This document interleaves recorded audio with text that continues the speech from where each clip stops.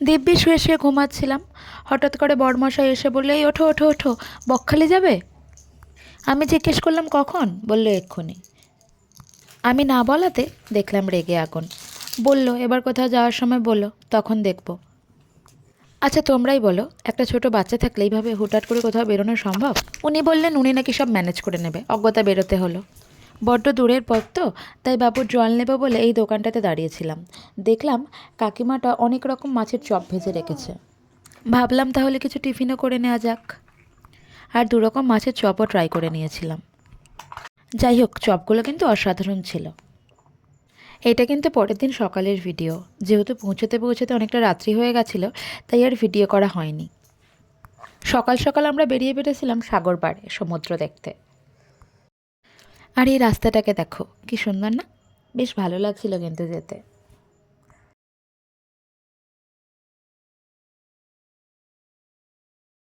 দেখো দেখো, কি অসাধারণ লাগছে। সকালের শান্ত পরিবেশ আর সমুদ্র, উফ, কি ভালোই না লাগছে। সত্যি মনটাও খুব ভালো হয়ে যায়। এই জায়গাটাতে ট্যুরিস্টরা খুব একটা আসে না, মানে এখান থেকে কেউ নামেও না। লোকাল লোকজনগুলো থাকে মাছ টাছ ধরার জন্য। মেঘলা ওয়েদার আর সমুদ্র পাড়ে বসে থাকা, আর কি চাই। যদিও বরাবরই আমার সমুদ্র থেকে পাহাড়টা বেশি ভালো লাগে, তবে সমুদ্রটাও যে খুব একটা খারাপ লাগে তা কিন্তু নয়, এটাও এনজয় করি। আর আমার মনে হয় জীবনের প্রত্যেকটা মুহূর্ত এনজয় করা উচিত। আর এখানে দেখো, ওই মহিলাটা মিন ধরেছিল, তাই বসে বসে ওইগুলোকে বাছছিল।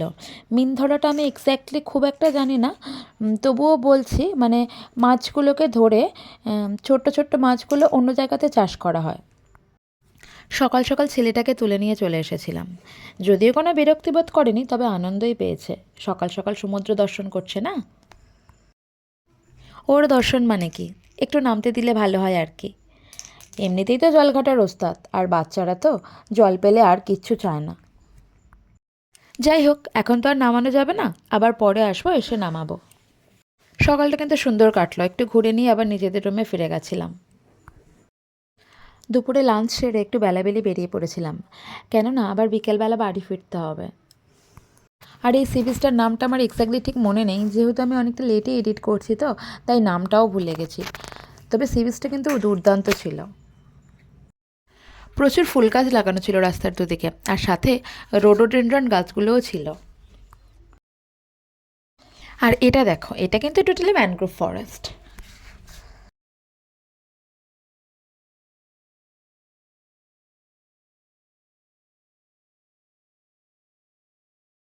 এটা ছিল আমার ছেলের ফার্স্ট টাইম সমুদ্রে ঘোরা। ও বিশাল আনন্দ পেয়েছে সমুদ্রে এসে। এখানে যেহেতু লোকজন কম ছিল আর ঢেউটাও কম ছিল, তাই ওকে একটু ছেড়ে দিয়েছিলাম, যদিও আশেপাশে আমরা ছিলাম। ও তো খুব এনজয় করছিল, আর আমাদের থেকে বেশি এনজয় ওই করছিল। বাবা আর ছেলে নেমে পড়েছিল সমুদ্রে স্নান করতে। আমি কিন্তু নামিনি। আমিও একটু ঢং দিয়ে পা ভিজিয়ে ভিজিয়ে ঘুরে বেড়াচ্ছিলাম। আমার আর কি, আমার তো ওটাই কাজ। প্রথম তো আসবো না বলছিলাম। যাই হোক, এসে খুব একটা মন্দ লাগেনি, ভালোই লেগেছে। একদিনের ট্রিপ ভালোই কেটেছে। থ্যাংক ইউ বরমাশাই ফর দিস ট্রিপ। আর তোমাদেরকেও অনেক ধন্যবাদ ভিডিওটা দেখার জন্য। ঘোরা তো অনেক হলো, চলো এবার বাড়ি যাওয়া যাক। Tata, bye. আবার দেখা হবে অন্য কোনো ব্লগ নিয়ে।